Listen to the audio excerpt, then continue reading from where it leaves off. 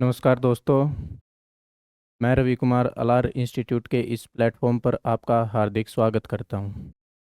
तो जय मां सरस्वती की कृपया से, आशीर्वाद से आज हम एक बेहतरीन और बिंदास टॉपिक शुरू करने जा रहे हैं हिंदी के अंदर। तो अपना जो हिंदी के अंदर बिंदास जो टॉपिक होगा, वो टॉपिक होगा आज का क्या, वर्णमाला, या फिर बोल सकता हूँ मैं क्या, वर्ण विचार।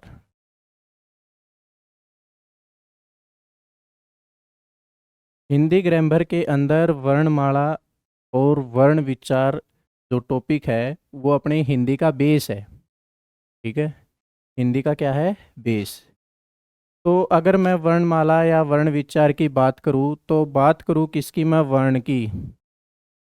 तो बहुत सालों पहले हम अपने मुख से, अपने मुंह से जो भी ध्वनि निकलती थी, ठीक है, क्या, अपने मुख से जो भी ध्वनि निकलती थी उस ध्वनि को हमने क्या किया, इंडिकेट किया सिंबल्स के रूप में। ठीक है, उन ध्वनि को क्या किया, हमने इंडिकेट किया सिंबल्स के रूप में। जैसे कि मैंने बोला मैंने इसको सिंबल दे दिया, पै को सिंबल दे दिया, ई इसको सिंबल दे दिया, पै इसको सिंबल दे दिया। तो ये जो हैं ये क्या होंगे, वर्ण। ये जो ध्वनियाँ हैं जो हमारे मुख से निकली, इसको हमने इंडिकेट करने के लिए जो भी सिंबल्स के यूज़ किए हैं उन्हीं को क्या कहा है, वर्ण कहा है। ठीक है, अगर मैं बात करूं,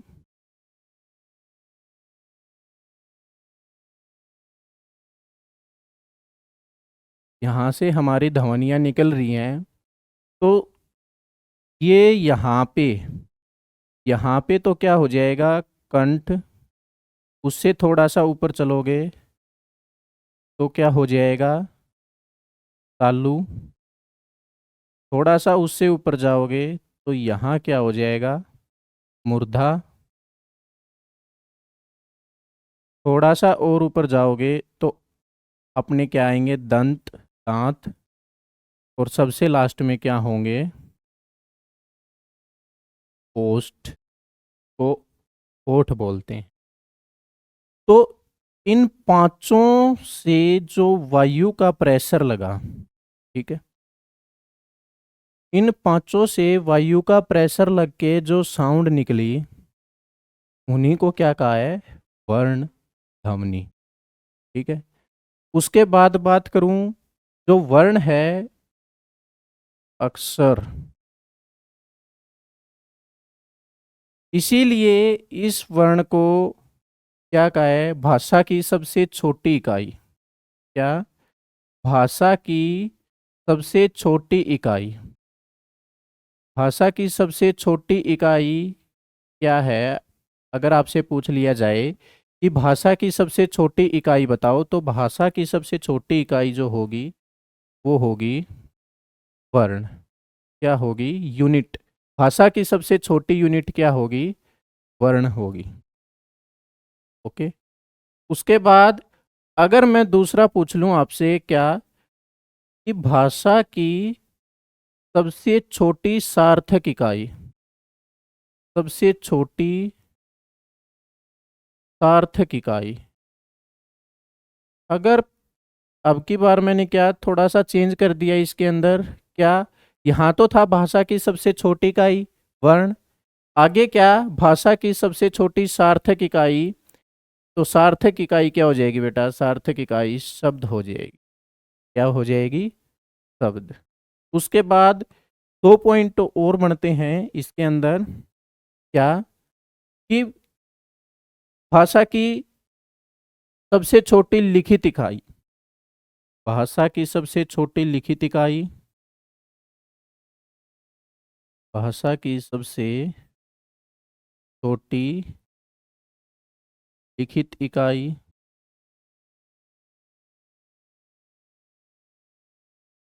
तो वो क्या होगी, आपकी वर्ण। अगर पूछ ले कि भाषा की सबसे छोटी मौखिक इकाई। तो भाषा की सबसे छोटी मौखिक इकाई क्या हो जाएगी? हो जाएगी आपकी ध्वनि। क्या हो जाएगी? ध्वनि। वर्ण को मैं ध्वनि बोल सकता हूँ, अक्षर। उसके बाद जो भी हमने अपने मुख से बोला, साउंड आई अपने मुख से, उसको हमने, जो भी साउंड हमारे मुख से निकली उनको इंडिकेट करने के लिए हमने जिन सिंबल्स का यूज़ किया, वो सिंबल्स क्या होते हैं? वर्ण। ठीक है। और इन्हीं वर्ण से ही मिलकर क्या बनी बेटा? वर्णमाला। इन्हीं वर्णों से ही मिलकर क्या बना है? वर्णमाला। क्योंकि अगर मैं वर्णमाला को टुकड़ों के अंदर तोड़ूंगा, तो टुकड़ों के अंदर तोड़ूंगा तो क्या बनेगा? ये वर्ण प्लस माला। ठीक है। मतलब कि हमने क्या किया? वर्णों की माला बनाई। और जब पूरी एक माला बनकर तैयार हुई, हमने वर्णों को अरेंज किया, एक अच्छे ढंग से, व्यवस्थित ढंग से जब अरेंज किया, तो अरेंज होके लास्ट में हमारे पास पूरी माला बनकर तैयार होगी। तो उसी को क्या कहा बेटा? वर्णमाला। इसी को क्या कहा है? वर्णमाला। ठीक है? उसके बाद बात करें कि वर्ण के भेद कितने होते हैं। अगर वर्ण के भेद की बात करूं मैं, अब बात करेंगे वर्ण के भेद पे।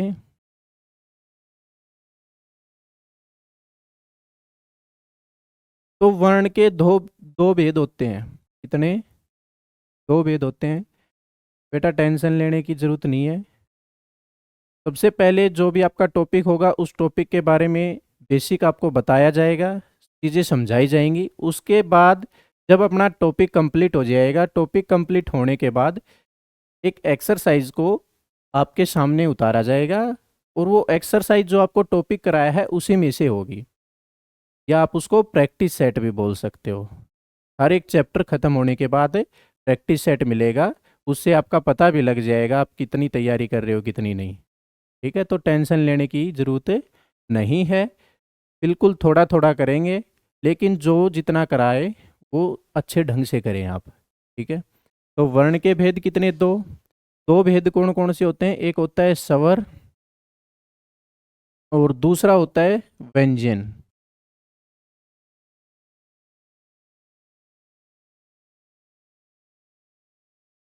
सबसे पहले बात करेंगे स्वर की। तो स्वर किसको कहेंगे? स्वर बोलेंगे, स्वर किसको कहेंगे? जो वर्ण स्वतंत्र रूप से बोले जाए। स्वर किसको कहेंगे? जो वर्ण स्वतंत्र रूप से बोले जाएं, उनको क्या कहेंगे? हम स्वर कहेंगे। क्या कहेंगे? स्वर। या किसी को, देखो, जो वर्ण स्वतंत्र रूप से बोले जाएं,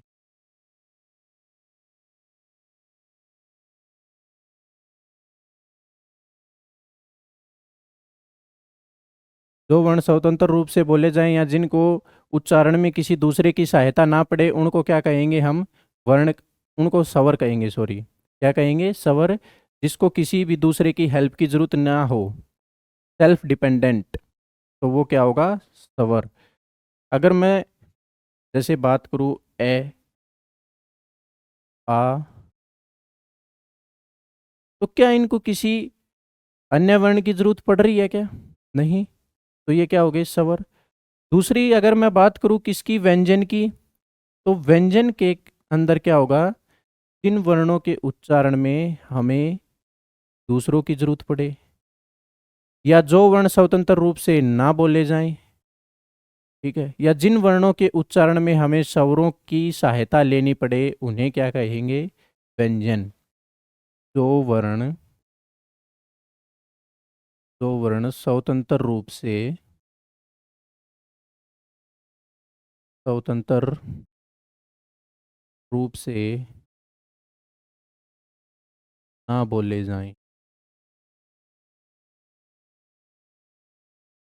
जो वर्ण स्वतंत्र रूप से ना बोले जाएं, उन्हें क्या कहेंगे? व्यंजन। और जो वर्ण स्वतंत्र रूप से बोले जाएं, उन्हें क्या कहेंगे? स्वर। जैसे बात करूँ कै, तो बेटा जब आप इस कै को बोलोगे तो कै, लास्ट में क्या? ए की साउंड आ रही है, लास्ट में क्या आ रही है, ए की साउंड। या फिर मैं बोलूँ गे, गे, तो लास्ट में हमें किसकी साउंड मिल रही है, ए की साउंड मिल रही है। किसकी साउंड मिल रही है, ए की।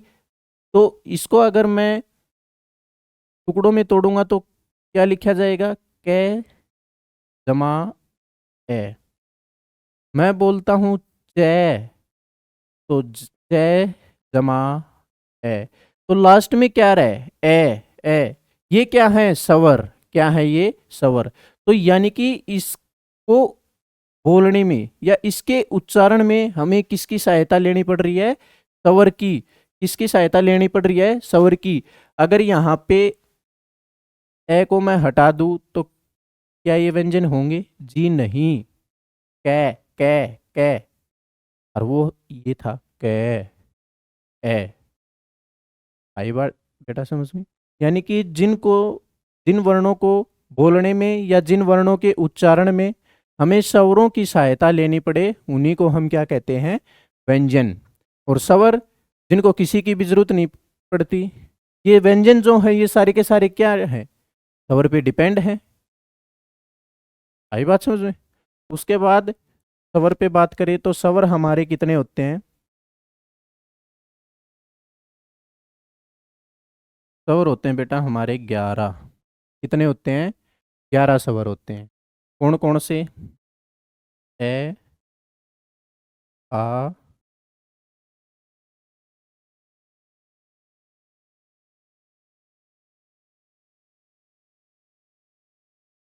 डी, ए, आई, ओ, औ। 1 2 3 4 5 6 7 8 9 10 11। तो ये 11 क्या होते हैं, स्वर। लेकिन आप कहोगे सर स्वर के अंदर तो अंग और ए ये भी आते हैं, ठीक है। तो बेटा बता दूं, ये दोनों के दोनों जो हैं, ये दोनों क्या है आपके, अयोगवाह। क्या है, अयोगवाह। अयोगवाह क्या होता है, जो ना तो स्वर के योग से और ना ही व्यंजन के योग से बने हो। ना ही तो ये स्वर से मिले होते हैं और ना ही ये व्यंजन से मिले होते हैं, ठीक है। लेकिन फिर भी ये ध्वनि को क्या करते हैं, वहन करते हैं, ध्वनि आती है इनकी। लेकिन ये ना तो स्वरों के योग से बने होते हैं और ना ही व्यंजनों के योग से। तो इसलिए इनको क्या कहा है, अयोग वाह, अंग और ए। ये तो क्या है, अनुस्वार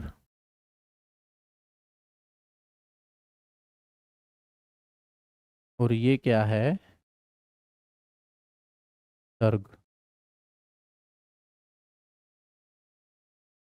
ये जो चिन्ह दिखाई दे रहे हैं आपके, ये किसके हैं, विसर्ग के, ठीक है। ये जो चिन्ह दिखाई दे रहे हैं विसर्ग के, विसर्ग के अंदर जो है, इसके अंदर क्या होता है बेटा, है की प्रधानता होती है। की प्रधानता होती है की।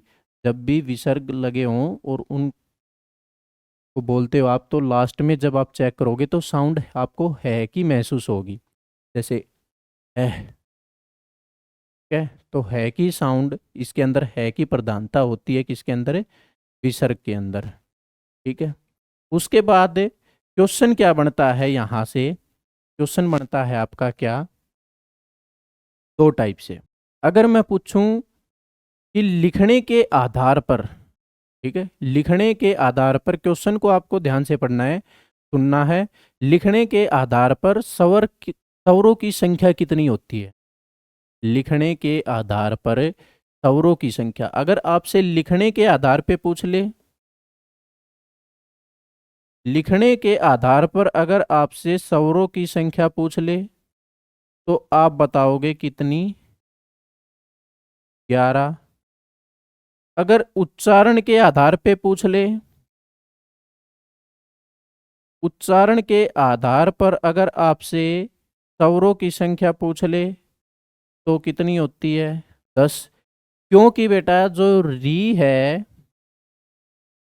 ये स्वर का उच्चारण नहीं दे रही है, स्वर की साउंड नहीं दे रही है, री, री, री, री।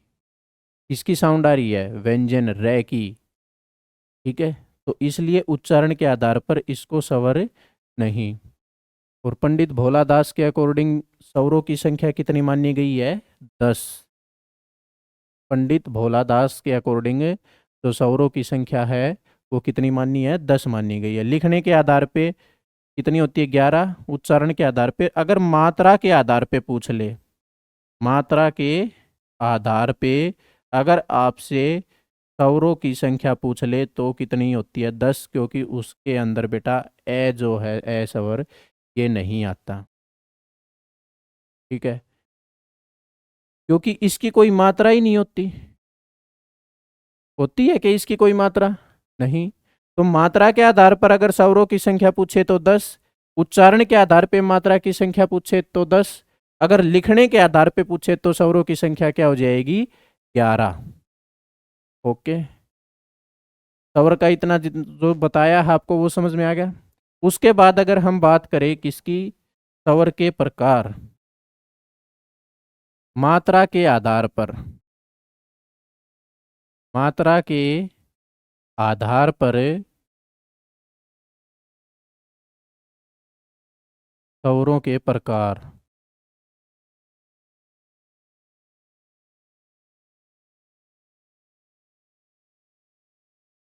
मात्रा के आधार पर जो स्वर हैं उनके कितने प्रकार, कितने भेद होते हैं? तो बेटा 3 होते हैं। कितने होते हैं? 3। पहला कौन सा है? ऋषव स्वर। कौन सा? ऋषव स्वर। सेकंड दीर्घ स्वर। और लास्ट अपना प्लुत स्वर। प्लुत स्वर। अब बात करें कि ह्रस्व स्वर क्या होता है, दीर्घ स्वर क्या होता है, और प्लुत स्वर क्या होता है। तो जो सबसे पहले बात करें ह्रस्व स्वर की, तो जो ह्रस्व स्वर है ये, इसको आप बोल सकते हो एक मात्रिक स्वर। क्या? एक मात्रिक स्वर। क्या भाई? एक मात्रिक स्वर जिसमें सिंगल मात्रा हो। ठीक है, या फिर दूसरा आप क्या कह सकते हो ह्रस्व स्वर को? जिनके उच्चारण में बहुत कम समय लगे। ठीक है, जिन वर्णों के उच्चारण में बहुत कम समय लगे उसे हम क्या कहते हैं? ह्रस्व स्वर। या फिर जिन वर्णों के उच्चारण में एक मात्रा का समय लगे उसे क्या कहते हैं? एक मात्रिक स्वर या फिर ह्रस्व स्वर। पूछ सकता है पेपर के अंदर कि ह्रस्व स्वर का दूसरा नाम क्या है? तो दूसरा नाम एक मात्रिक स्वर। क्या नाम है? एक मात्रिक स्वर। जिन स्वरों के उच्चारण में बहुत कम समय लगे, एक मात्रा का समय लगे, उसे ह्रस्व स्वर कहते हैं। ह्रस्व स्वर होते कौन कौन से हैं? तो ह्रस्व स्वर बेटा 4 होते हैं। कौन से? ए, छोटी ई, छोटा ऊ और टी। ये जो 4 हैं ये आपके क्या होते हैं? ह्रस्व स्वर। ये 4 क्या होते हैं आपके? ह्रस्व स्वर। उसके बाद बात करेंगे दीर्घ स्वर की। तो दीर्घ स्वर को हम बोल सकते हैं द्विमात्रिक स्वर। क्या? द्विमात्रिक स्वर। क्या बोल सकते हैं? द्विमात्रिक स्वर। या फिर मैं दीर्घ स्वर को क्या कह सकता हूं? जिन वर्णों के उच्चारण में ह्रस्व स्वर से दुगुना समय लगे। क्या? जिन वर्णों के उच्चारण में ह्रस्व स्वर से दुगुना समय लगे उसको कहते हैं दीर्घ स्वर या फिर द्विमात्रिक स्वर। उच्चारण में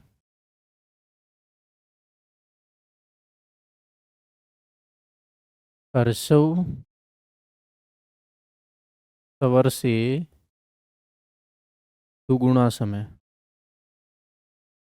दुगुना समय। ठीक है, दीर्घ स्वरों की संख्या कितनी होती है? तो दीर्घ स्वरों की जो संख्या होती है, अगर पूछे आपसे कि दीर्घ स्वर होते कितने हैं, तो दीर्घ स्वर 7 होते हैं। कौन कौन से? आ, बड़ी ई, बड़ा ऊ, ए, आई, ओ, औ। आ, बड़ा ई, बड़ा ऊ, ए, आई, ओ, औ। लेकिन जो ये चार वर्ण जो हैं, इन सात आपके जो दीर्घ स्वर हैं, इनमें से जो ये लास्ट के जो चार हैं, ए, आई, ओ, औ, ये जो चार हैं, ये आपके क्या कहलाएंगे?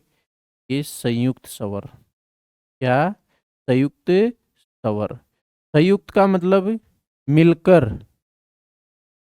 इन्हीं दो या दो से अधिक को मिलकर बनाएं, संयुक्त करें, इकट्ठा करें, उनको क्या कहेंगे? संयुक्त कहेंगे। और संयुक्त स्वर हैं ये। ठीक है। अब ये जो चारों जो संयुक्त स्वर हैं, ये कैसे मिलकर बने? तो ये दो स्वरों से मिलकर बने हैं। जो ए जो है, ये आपका किससे मिलकर बना? ए जमा। उसके बाद आई है, ये आपका मिलकर बना है ए जमा ए। उसके बाद बात करूं, ओ जो है वो मिलकर बना है ए जमा से। और औ जो है वो मिलकर बना है ए जमा ओ से। ए जमा। तो ये जो सात हैं, ये आपके क्या हो गए? दीर्घ स्वर। चार आपके क्या हो गए? हर्षव स्वर। सात दीर्घ स्वर, चार हर्षव स्वर। स्वरों की संख्या कितनी? 11। ठीक है। लिखने के आधार पर स्वरों की संख्या 11, उच्चारण के आधार पर स्वरों की संख्या 10, और मात्रा के आधार पर स्वरों की संख्या 10। ठीक है? उसके बाद लास्ट क्या है? प्लुत स्वर। थर्ड कौन सा है अपना? प्लुत स्वर। प्लुत स्वर को बोलेंगे हम क्या? कि जिन स्वरों के उच्चारण में या जिन वर्णों के उच्चारण में 3 गुना समय लगे, हर्षव स्वर से 3 गुना समय लगे, बहुत ज्यादा समय लगे, उसे क्या कहेंगे हम? प्लुत स्वर। जैसे ओम। क्या? ओम। बीच वाले वर्ण को खींच कर बोलेंगे। ठीक है। ओम। तो ये क्या हो जाएगा आपका? प्लुत स्वर। क्या हो जाएगा? प्लुत स्वर। उसके बाद बात करेंगे हम, स्वरों का वर्गीकरण किया गया है।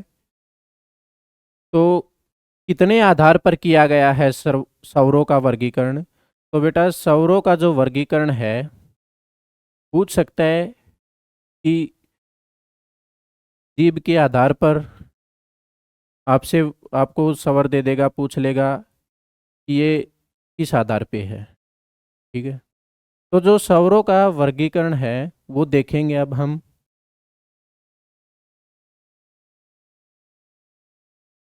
स्वरों का वर्गीकरण।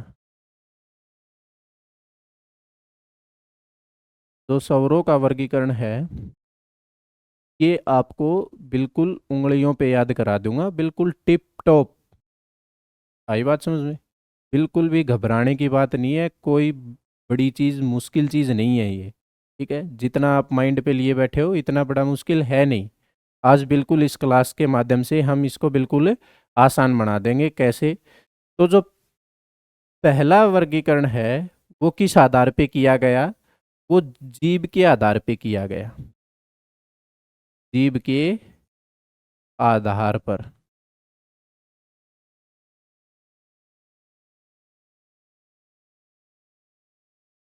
जीभ के आधार पर स्वरों का वर्गीकरण किया। तो जो जीव के आधार पर स्वरों का वर्गीकरण किया, कितने प्रकार से? इसके जीव के आधार पर 3 प्रकार हैं। कौन से? पहला है स्पष्ट स्वर। दूसरा मध्य स्वर। और तीसरा है अगर स्वर।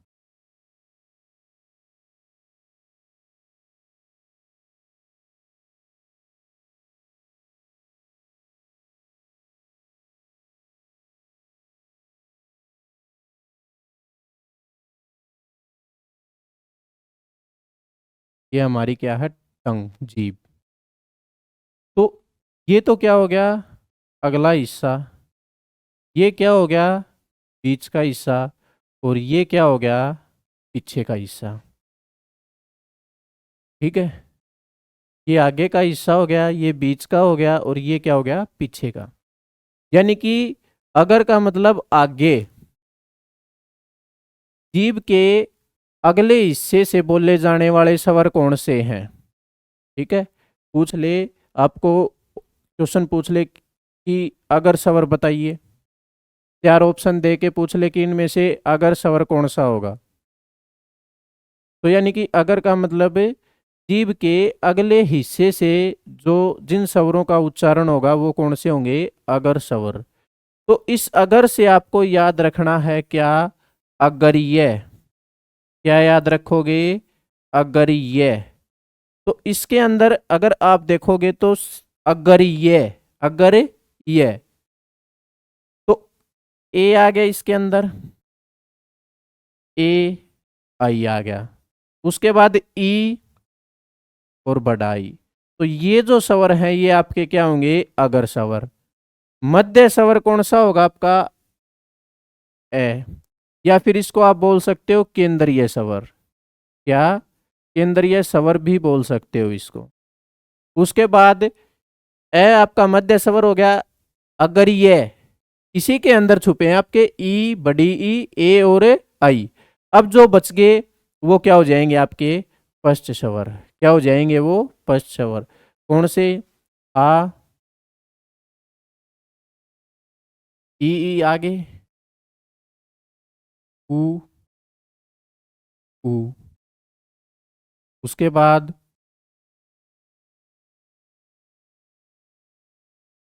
ओ औ, ओ औ। ये आपके क्या हो जाएंगे, पश्च स्वर। ये क्या हो जाएंगे आपके, पश्च स्वर। तो ये तो जो स्वरों का वर्गीकरण था ये बेटा था आपके जीभ के आधार पे।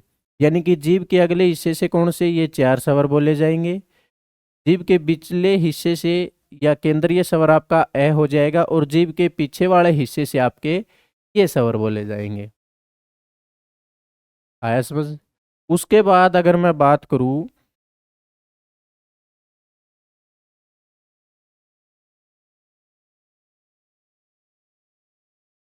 होठों के आधार पे, होठों के आधार पर, तो होठों के आधार पर जो स्वरों का वर्गीकरण किया गया है वो किस प्रकार से किया है, तो वो 2 प्रकार से किया है होठों के आधार पे।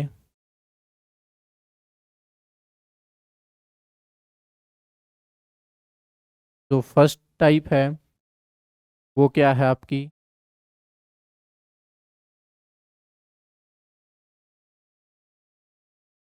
1 मिनट,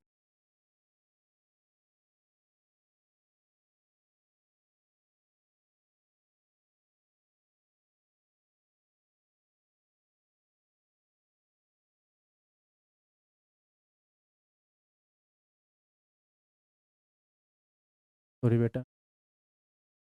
तो जो होठों के आधार पे है स्वरों का वर्गीकरण किस प्रकार है, तो फर्स्ट टाइप तो है क्या, वृत्तमुखी,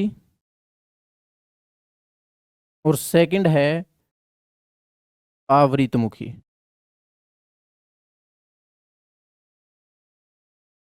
अब वृत्तमुखी के अंदर कौन से स्वर आएंगे और आवृतमुखी के अंदर कौन से स्वर आएंगे, तो इसके अंदर देखो नाम में ही छुपा हुआ है, इनकी डेफिनेशन इनके नाम के अंदर ही छुपी हुई है। वृत्त, वृत्त का मतलब क्या होता है, सर्कल। सर्कल का मतलब बेटा गोल। क्या, गोल। सर्कल का मतलब है गोल। यानी कि जब या फिर जिन स्वरों का आप उच्चारण करेंगे और उच्चारण करने के टाइम आपके जो होठ हैं वो गोल होंगे। ठीक है, जिन स्वरों के उच्चारण में आपके होठ गोल हो उनको क्या कहेंगे हम, वृत्तमुखी, वृत्तमुखी स्वर। तो वो कौन कौन से होंगे, एक तो होगा आपका ऊ को जब आप बोल के देखोगे तो आपके जो होठों की आकृति है वो क्या बनेगी, वृत्तमुखी बनेगी। ठीक है, बड़ा ऊ। और जो दूसरा तीसरा होगा वो क्या होगा, ओ और औ। ये क्या होंगे, चार आपके वृत्तमुखी। ठीक है, वृत्तमुखी स्वर। उसके बाद आवृतमुखी स्वर।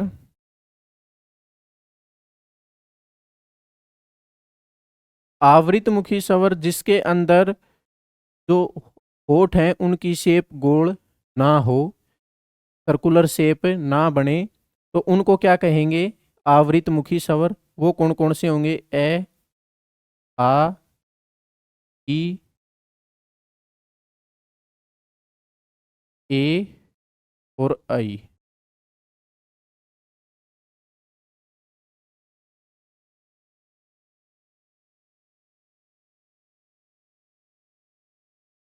ए, आ, ई,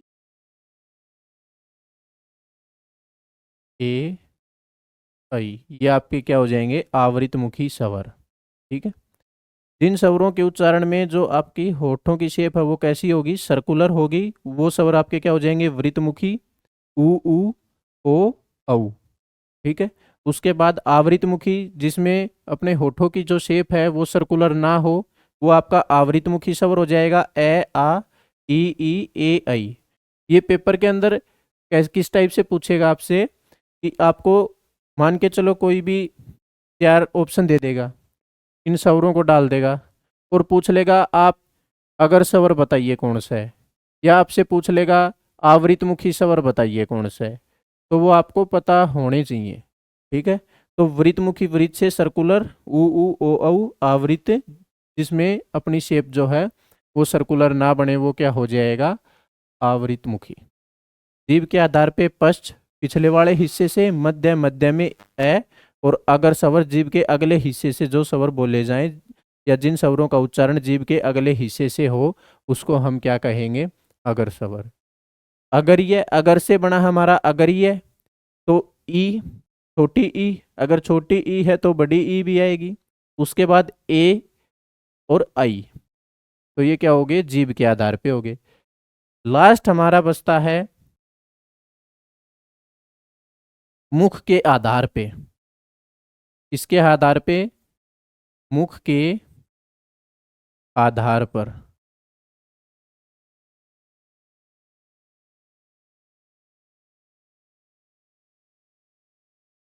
तो मुख के आधार पे इसको, जो स्वरों का वर्गीकरण है, ये चार भागों में किया है।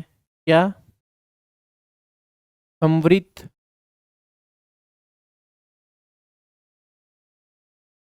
संवृत स्वर।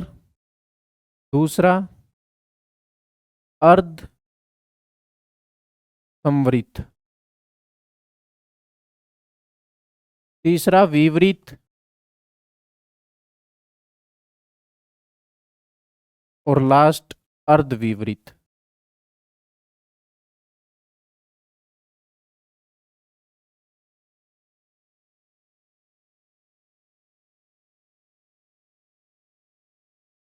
तो मुख्य आधार पर जो स्वरों का वर्गीकरण किया गया है वो चार भागों में किया है, संवृत, अर्धसंवृत, विवृत और अर्धविवृत। अब संवृत स्वर कौन से होंगे, अर्धसंवृत स्वर कौन से होंगे, विवृत स्वरों में कौन से स्वर आएंगे, और अर्धविवृत के अंदर कौन से स्वर आएंगे, ये हमें देखते हैं।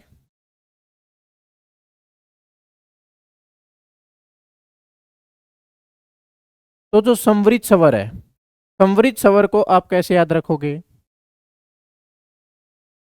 अब मौसम चेंजमेंट हो रहा है, ठीक है, मौसम का चेंज हो रहा है, आपको क्या ठंड लग गई, क्या लग गई, आपको ठंड लग गई।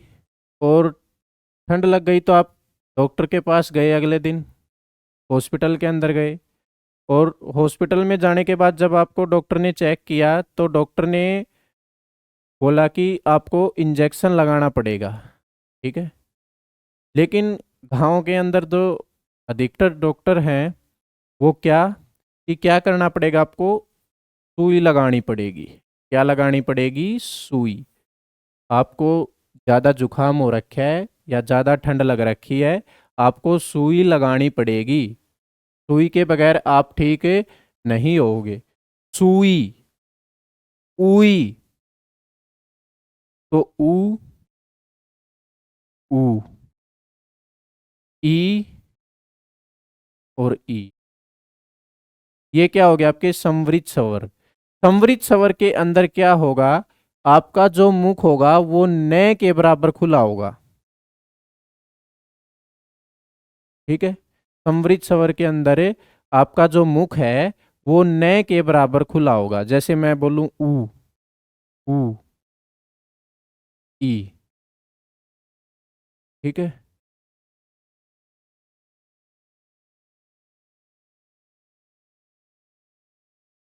उसके बाद अर्ध संवृत की बात करूं।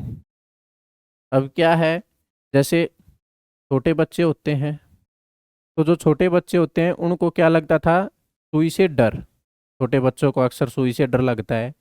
तो डॉक्टर ने जैसे उसको बोला कि आपको सुई लगेगी, तो वो झट से बच्चे ने क्या जवाब दिया, ओए सुई मत लगा देना मेरे को, नहीं फिर देख लेना, जाना तेरे को गांव से ही है। तो जो उसने स्टार्टिंग में जो यूज किया, जो वर्ण उसने जो वर्ण उसने यूज किए, ओए, ओ, ए, ओए, तो ये जो स्वर हो गए ये आपके क्या हो गए, अर्ध संवृत। ये आपके क्या हो गए, अर्ध संवृत। विवृत स्वर कौन से होंगे आपके,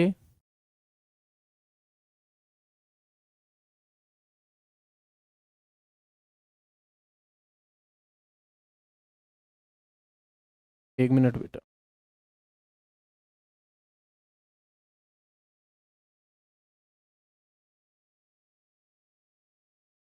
ये आपका संवृत स्वर हो गया, ये आपका अर्ध संवृत स्वर हो गया। उसके बाद विवृत स्वर, तो विवृत स्वर जो होगा वो आ। विवृत स्वर क्या होता है, जिसके अंदर आपका जो मुख है वो क्या होगा, पूरा खुला, क्या होगा, पूरा खुला हुआ होगा। जैसे मैंने उच्चारण किया आ, तो अपना जो मुख है वो पूरा खुल रहा है। ठीक है, तो वो क्या हो जाएगा, विवृत। और अर्ध विवृत क्या हो जाएगा, मुख आधा खुला हुआ, मुख आधा खुला हुआ। और अर्ध संवृत, इसके अंदर जो मुख है वो बिल्कुल पूरा बंद होगा। ठीक है, लगभग बंद होगा। अर्ध संवृत के अंदर लगभग बंद होगा, संवृत स्वर में न के बराबर। और जो विवृत है उसके अंदर आपका मुख पूरा खुला होगा, और अर्ध विवृत के अंदर क्या होगा, आपका मुख आधा खुला होगा। क्या होगा, आधा खुला होगा। ठीक है, अर्ध विवृत स्वर कौन से होंगे, ऊ ई आपके संवृत स्वर हो गए, ओ और आई अर्ध संवृत हो गए, आ आपका विवृत हो गया। बच गए कौन से, चार, दो छः और एक सात, चार बच गए कौन से, ए बच गया,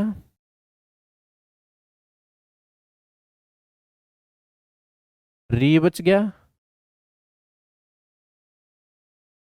सॉरी, ए, आ यहाँ पे आ गया, ई, ऊ, ओ, ए और औ। ये आपके क्या हो जाएंगे, अर्ध विवरित स्वर। ये आपके क्या हो जाएंगे, अर्ध विवरित स्वर। ठीक है, ऊ, ई, ओ, आई, आ, ए औ। ठीक है, तो ये था आपका स्वर। अब कल मिलते हैं हम, अगले टॉपिक पे बात करेंगे क्या, व्यंजन पे। धन्यवाद।